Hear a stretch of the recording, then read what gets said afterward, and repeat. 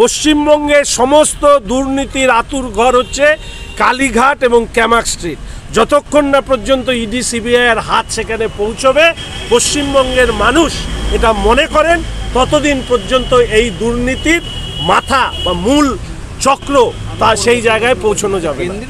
কেন্দ্রের সরকার প্রত্যেক আইসিডিএস কর্মীদেরকে মোবাইল কেনবার জন্য 10,000 টাকা করে বরাদ্দ করেছিল। সেই টাকা দীর্ঘদিন আগে তারা পেয়ে গিয়েছেন, কিন্তু আজ পর্যন্ত মোবাইল আইসিডিএসের কর্মীদের কাছে তারা পৌঁছতে পারেনি। যে আমাদের রাজ্যে যেরকম 1,500 কেজির বাচ্চা জন্মগ্রহণ হয়ে যায়, যেভাবে রাকেশ রোশন চাঁদে পৌঁছে যায়, যেভাবে ডহরবাবুকে রাস্তায় খোঁজা হয়, যেভাবে রামমোহন রায় এই বিধানসভায় সতীদাহ প্রথার বিরুদ্ধে বিল পেশ করে, এখন সেইভাবে এই রাজ্যে তথ্যও দেওয়া হয়। ক্রিকেটার সৌরভ এবং মানুষ সৌরভের মধ্যে মানুষ কিন্তু পার্থক্য খুঁজতে শুরু করেছে। আইসিডিএস নিয়ে দীর্ঘদিনের অভিযোগ শাসক দলের, তাদের বক্তব্য যে আইসিডিএস পয়সা করে দিচ্ছে না কেন্দ্র, এত একটা ভালো উদ্যোগ, সেই কারণে সমস্যা হচ্ছে, কেন দিচ্ছে না কেন? প্রথমত আপনাকে ধন্যবাদ, বিধানসভায় থাকেন থেকে আইসিডিএস নিয়ে আমি মাননীয় মন্ত্রী সচিবাজা মহাশয়কে এই কথাটা জিজ্ঞেস করেছিলাম যে এই যে সিলেকশন কমিটিগুলো হচ্ছে এখানে বিধানসভার অভ্যন্তরে, সেই সিলেকশন কমিটিতে কতজন বিধায়ক রয়েছেন এবং তার মধ্যে শাসক দলের বিধায়ক কতজন। আমি অবাক হলাম, সেই প্রশ্নের উত্তর তিনি দিতে পারলেন না। যেভাবে তিনি উত্তর দিতে পারলেন না যে মুর্শিদাবাদে গড়পড়তায় আইসিডিএসের সেন্টার, কতজন বাচ্চারা সেখানে পড়াশুনো করছেন, ফলে সেই প্রশ্নটা আপনাদের পছন্দ হলো না। এবার দ্বিতীয়ত হচ্ছে যেহেতু মাননীয় মন্ত্রী আজকে আইসিডিএসের সিলেকশন নিয়ে যে ধরনের অস্বচ্ছতার অভিযোগ সামনে আসছে, সেই প্রশ্নের সামনে তিনি শুধু বিব্রত হলেন না, অপ্রস্তুত হয়ে উত্তর না দিতে পেরে তিনি বিভিন্ন বিষয় তুলে ধরলেন। দেখুন, কেন্দ্রীয় সরকারের বঞ্চনার কথা আপনারা বলেন, আমি শুধু এইটুকু বলি যে আপনারা আইসিডিএস নিয়ে একটা গবেষণা করেন, দেখবেন কেন্দ্রের সরকারের পাশাপাশি বিজেপি শাসিত রাজ্যরা যেভাবে প্রতিটি আইসিডিএস সেন্টারে সহযোগিতা করে, তার তুলনায় আমাদের রাজ্যের সহযোগিতা খুবই কম। এর আগে এই নিয়ে আমি মাননীয় মন্ত্রী কেন্দ্রীয় সরকারের তাদের কাছে চিঠি দিয়ে জানিয়েছি আইসিডিএসের ওয়ার্কার এবং হেল্পার তাদের সাম্মানিক বৃদ্ধি করবার ক্ষেত্রে কেন্দ্র এবং রাজ্য উভয়ই দায়িত্ব নিন। দ্বিতীয়ত হচ্ছে আমার আমি রীতিমতো বিরক্ত মনে হয়, এর আগের দিন আমি আইসিডিএস নিয়ে প্রশ্ন করেছিলাম, কেন্দ্রের সরকার প্রত্যেক আইসিডিএস কর্মীদেরকে মোবাইল কেনবার জন্য 10,000 টাকা করে বরাদ্দ করেছিল। সেই টাকা দীর্ঘদিন আগে তারা পেয়ে গিয়েছেন, কিন্তু আজ পর্যন্ত মোবাইল আইসিডিএসের কর্মীদের কাছে তারা পৌঁছতে পারেননি। সেই টাকা গেল কোথায়? ফলে কেন্দ্রের বঞ্চনার বদলে রাজ্য আইসিডিএসকে যে পরিমাণ টাকা দিচ্ছে তা সঠিকভাবে খরচা কেন হচ্ছে না, আগে তার উত্তর দিলে পরবর্তী উত্তরটা আমরা দিতে সক্ষম হই। বিদ্যুৎপৃষ্ট হয়ে মৃত্যুর ঘটনা বর্ষাকালে হচ্ছে, ভারতেও একটা ঘটনা ঘটেছে আজকে। তো এই যে সামগ্রিকভাবে তাহলে বিদ্যুৎ মন্ত্রী কি করছে, সরকার কি করছে? বারবার যদি একই ঘটনা ঘটে প্রতি বছর।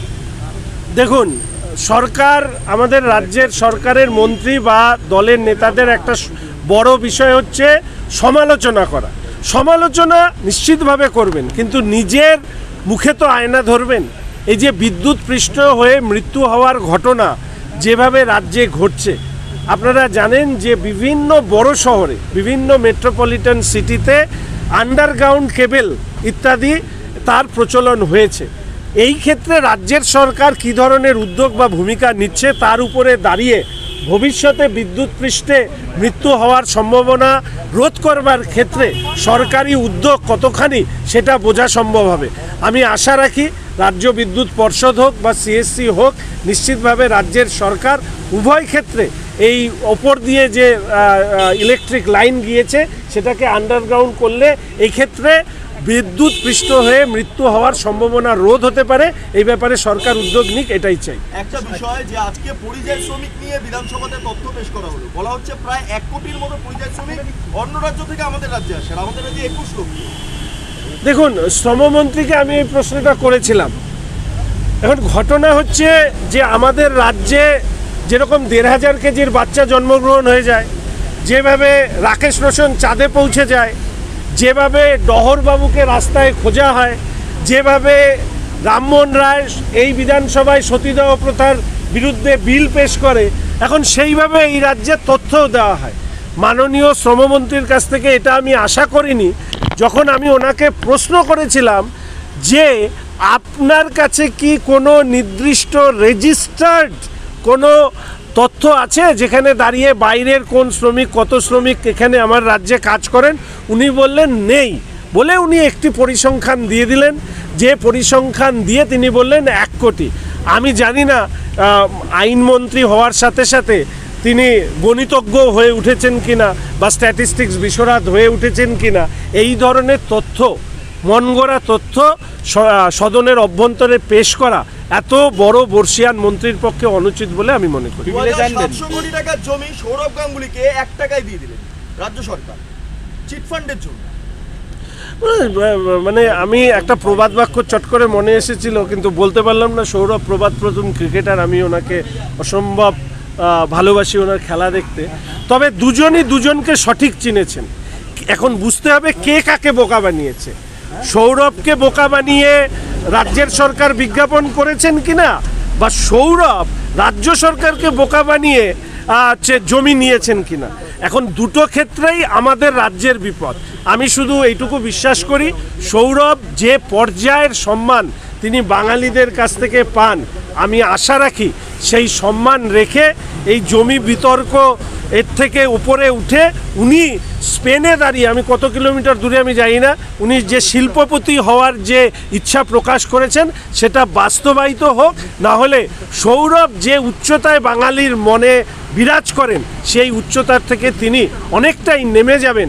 কারণ ক্রিকেটার সৌরভ এবং মানুষ সৌরভের মধ্যে মানুষ কিন্তু পার্থক্য খুঁজতে শুরু করেছে। রাজ্যের একাধিক জায়গাতে দেখা যাচ্ছে যে উচ্ছেদ অভিযান চলছে। বর্ধমান, রাজারহাট, বোলপুর, সিউড়িতে একটা ব্যতিক্রম ছবি দেখা গেল যে অবৈধ উচ্ছেদ হচ্ছে, কিন্তু আইএনটিটিউসির যে পার্টি অফিসগুলো সেগুলো অক্ষত রয়েছে। মানে রং দেখেই উচ্ছেদ। দেখুন, এই উচ্ছেদেরও আবার আমরা দেখেছি বিশেষ বিশেষ অঞ্চল হলে উচ্ছেদ হয় না।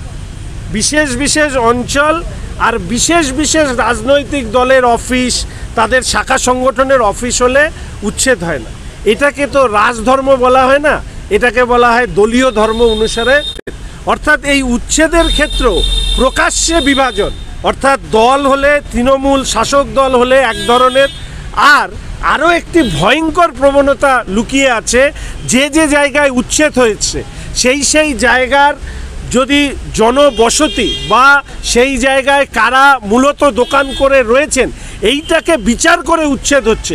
আমি এর বাইরে কোনো শব্দ ব্যবহার করতে চাই না, কিন্তু এই যে বিশেষ বিশেষ বেছে বেছে উচ্ছেদ করা, ভবিষ্যতে পশ্চিমবঙ্গে তৃণমূল কংগ্রেস যে বিভাজনের রাজনীতি শুরু করেছিল ইমাম ভাতা দেওয়ার মধ্যে দিয়ে, সেই বিভাজনের রাজনীতিকে আরও স্পষ্ট, আরও বড় করে তুলছে। শঙ্করদা ঠিক কিছুক্ষণ আগে বিমান বন্দ্যোপাধ্যায় প্রেস কনফারেন্স করে বলেছেন যে বিজেপির এই ওয়াকআউট করা ঠিক হয়নি। উনি কি আমার দলের সভাপতি নাকি? তো উনি কি বলেছেন আমরা কেন উত্তর দিতে যাব? আর ওনার পরামর্শ নিয়ে চললে তো ভারতীয় জনতা পার্টি পশ্চিমবঙ্গে শূন্যে পরিণত হতো। ফলে ওনার পরামর্শের জন্য ওনাকে ধন্যবাদ।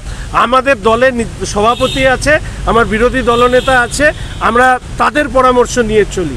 ওনার যেটা কাজ, তৃণমূলকে, কংগ্রেসকে শক্তিশালী করা, ওনাদের বড় ভাই বড়দার আশীর্বাদ নিয়ে যাতে রাজ্যে ওনারা পরিচালনা করতে পারেন, সেই কাজ করুন। বরঞ্চ আমরা কি পথে চলবো না চলবো এ ব্যাপারে উনি শ্রদ্ধেয় রাজনীতিবিদ, ওনাকে মানুষ শ্রদ্ধা করেন, সেই শ্রদ্ধার জায়গা যাতে উনি নষ্ট না করেন সেইটা দেখবেন। গেটের সামনে আপনারা যখন বিক্ষোভ করছিল সেই সময় শিখা চ্যাটার্জির উপর একটা গাড়ি মারা গেছে তৃণমূল বিধায়কের, এই বিষয়টা আপনারা কি ভাবছেন এবং এই নিয়ে কি আপনারা কোথাও অভিযোগ, এটা কি পরিকল্পনা বলে মনে হচ্ছে? দেখুন, শিখা দিয়ে এই ব্যাপারে বলেছেন, আমি আরেকটু পাশে ছিলাম, আমি প্রথমে বুঝতে পারিনি। তবে ঘটনাচক্রে এখানে একটা সমস্যা হচ্ছে। আমরা যখন গেটে বিক্ষোভ দেখাই তখন তৃণমূল কংগ্রেসের বিধায়কদের গাড়ি, তাদের অত্যন্ত তাড়াহুড়া থাকে, তারা অল্প সময়ের জন্য দাঁড়াতে চান না। শিখাদির সাথে যেটা হয়েছে সেটা উনি নিজে মুখে বলেছেন, কিন্তু এখানে এতগুলো সাংবাদিক বন্ধুর ক্যামেরা চলছে। আমি শুধু অবাক হয়ে লক্ষ্য করলাম যে সাংবাদিক বন্ধুর পায়ে গাড়ি উঠিয়ে দিল বিধায়ক। মানে বিধায়কের চালক, না চালক নামলো না বিধায়ক নামলো, তাকে জল দিয়ে আমরা সরিয়ে নিয়ে গেলাম। একবার আপনাদের কারো ক্ষমতা হয়নি সেই খবর প্রচার করার। যদি মেরুদণ্ড থাকতো আপনাদের তাহলে সেই দিনই প্রচার করতেন। আর আজকেও যে শিখাদির সাথে হয়েছে সেটাও প্রচার হবে না, তার কারণ যে মেরুদণ্ড নিয়ে আপনাদের এই প্রশ্নগুলো করা দরকার সেই প্রশ্ন করেন না। যেভাবে ফিরহাদ হাকিম সাহেবকে এই প্রশ্ন কেউ করেননি যে আপনি মুখে ধর্মনিরপেক্ষ বলেন অথচ মিনি পাকিস্তান কেন বলেন, কেন বলেন half of the Bengal will speak in Urdu, কেন বলেন যে আপনারা দুর্ভাগা, তখন ওনাদের সামনে আপনারা প্রশ্ন করেন না নাকি প্রশ্ন করতে ভয় পান, এটা আপনারা নিজেরা জিজ্ঞেস করবেন। শঙ্করদা, সেদিন দেখা গেল যে পুলিশের তরফ থেকেও কোনো খোঁজ নেওয়া হয়নি যে কি হয়েছে, এবং বলা হলো যে বিধানসভার ভেতরের গাড়ি, কোনো বিধায়কের নয়। দেখুন, পুলিশ খোঁজ নিক না নিক, বিধায়ক না নিক, অন্যের গাড়ি হোক, এখানে নিশ্চয়ই সিসিটিভি ইত্যাদি থাকে, সব কিছু তাহলে আমরা চাইব। যদি এই ধরনের কথা হয় তাহলে সাংবাদিক বন্ধুকে বলবেন আমরা ওনাদের সাথে আছি। এখানে গুচ্ছের পুলিশ দাঁড়িয়ে থাকে, তাহলে এরকম ঘটনা ঘটলো কেন? আর আরে পুলিশের পোশাক পরে নিলেই মানবিকতা তো উধাও হয়ে যাবে না। মানবিকতা তো একটা শব্দ, আমরা তো মানুষ, পরে পুলিশ, পরে নেতা, পরে মন্ত্রী, পরে অমুক তমুক, তো আমরা একটা মানবিক মুখ নিয়ে সেই সাংবাদিক বন্ধুর কাছে দাঁড়াতে পারলাম না? যে বিরোধী দলের বিধায়কদের বিক্ষোভে উনি খবর নিচ্ছিলেন বলে উনিও বিরোধী, এই হচ্ছে এদের মানসিকতা। এই দম্ভের বিরুদ্ধেই কিন্তু প্রতিবাদ। আজকে দেখা গেল যে দেগঙ্গার তৃণমূলের ব্লক সভাপতি, তাকে ইডি গ্রেপ্তার করেছে, তার ভাইকেও গ্রেপ্তার করেছে রেশন দুর্নীতিতে। অভিযোগ যে যিনি চাল তৈরি করতেন, মানে যে প্লাস্টিক চালের কথা একটা সময় বলা হতো, সেই চাল তৈরি করা হতো, এমনকি চাল থেকে আটা বানিয়ে দিয়ে খাওয়ানো হতো। আপাতত 45 কোটি টাকার দুর্নীতি সামনে এসেছে ব্লক প্রেসিডেন্ট। দেখুন, তৃণমূলে এরকম অসংখ্য রত্ন, প্রত্যেক রত্নের বিরুদ্ধে প্রতিক্রিয়া দিতে দিতে মানে ক্লান্ত আমি। ফলে আমি শুধু এইটুকু চাইব, সিবিআই, ইডি এই কাজ চালিয়ে যাক, যারা দুর্নীতি করছে তাদের ধরুন, তারা শাস্তি পাক, এবং পরিশেষে এই রাজ্যে দুর্নীতির আঁতুড়ঘর কালীঘাট এবং ক্যামাক স্ট্রিট, হানাটা সেখানে হোক। যতদিন না এই হানা হবে, এই ছোট ছোট হানার প্রতিক্রিয়া দিয়ে আর অন্তত আমি মনে করি যে সময় ব্যয় করার প্রয়োজনীয়তা আছে কিনা জানি না। আমি শুধু চাই যে আঁতুড়ঘর কালীঘাট আর ক্যামাক স্ট্রিট, পশ্চিমবঙ্গের সমস্ত দুর্নীতির আঁতুড়ঘর হচ্ছে কালীঘাট এবং ক্যামাক স্ট্রিট। যতক্ষণ না পর্যন্ত ইডি সিবিআইয়ের হাত সেখানে পৌঁছবে, পশ্চিমবঙ্গের মানুষ এটা মনে করেন, ততদিন পর্যন্ত এই দুর্নীতির মাথা বা মূল চক্র তা সেই জায়গায় পৌঁছানো যাবে। কেন্দ্রীয় এজেন্সি কি কোথাও ব্যর্থ হচ্ছে? তাহলে আমি ব্যর্থ কি সফল সার্টিফিকেট দেওয়ার কেউ নই, তবে ইডি সিবিআই নিয়ে আমি আমার মত স্পষ্ট করতে চাই। পশ্চিমবঙ্গের মানুষ ইডি সিবিআইকে আরও তৎপর দেখতে চায়। পশ্চিমবঙ্গের মানুষ দেখতে চায় কোর্ট মনিটর তদন্তে ইডি সিবিআই যাতে প্রোডাক্টিভ রেজাল্ট, অর্থাৎ দুর্নীতি নিকেশ করবার ক্ষেত্রে একটা ইতিবাচক ভূমিকা পালন করে, এটা পশ্চিমবঙ্গের মানুষ চায়। যতক্ষণ না এইটা সন্তুষ্টির জায়গায় পৌঁছচ্ছে ততক্ষণ ইডি সিবিআই নিয়ে মানুষের মনে প্রশ্ন জাগাটা অস্বাভাবিক বলে আমি মনে করি না। শঙ্করদা, আমরা যেটা দেখলাম যে গতকাল দিলীপ ঘোষের পর আজকে আমরা দেখলাম সাধারণ সম্পাদক সংগঠন অমিতাভ চক্রবর্তী এলেন এই বিধানসভায়। দুদিনের ব্যবধানে প্রথমে দিলীপ ঘোষ, তারপর এই অমিতাভ চক্রবর্তী আপনাদের বিধায়কদের সঙ্গে এই যে বৈঠক করলেন, এটা কি কোনো ওনারা খুশি যেভাবে ভারতীয় জনতা পার্টি পরিষদীয় দল পারফর্ম করছে। আপনারা দেখেছেন যে বিষয় সদনের নয় বলে আমাদের স্পিকার সাহেব আলোচনা করতে রাজি হচ্ছিলেন না, সেই বিষয়ে তিনি মন্ত্রী মহোদয়ের বিবৃতি দেওয়ার জন্য অনুরোধ করেছেন। ফলে আমরা কাজ করছি, ওনারা আমাদেরকে উৎসাহ যোগাচ্ছেন, এবং আমার দলের প্রাক্তন রাজ্য সভাপতি, আমার দলের সংগঠনের সাধারণ সম্পাদক, তারা তো আসবেনই। আমার দলের প্রাক্তন সভাপতি দিলীপ ঘোষ মহাশয়, তিনি সর্বভারতীয় সহসভাপতি ছিলেন। এখানে আমরা যারা বিধায়ক তারা প্রত্যেকেই ওনার সময় বিধায়ক হয়েছি। ফলে ওনাদের উপস্থিতি দলকে শক্তিশালী করবে, এবং রাজ্যের মানুষ এটা মনে করেন ভারতীয় জনতা পার্টি নেতৃত্বরা এবং আমরা যারা কর্মী সমর্থক তাদের একত্রে চলাই হচ্ছে তৃণমূল কংগ্রেসকে 2026-এ বিসর্জন দেওয়ার অন্যতম যোগসূত্র।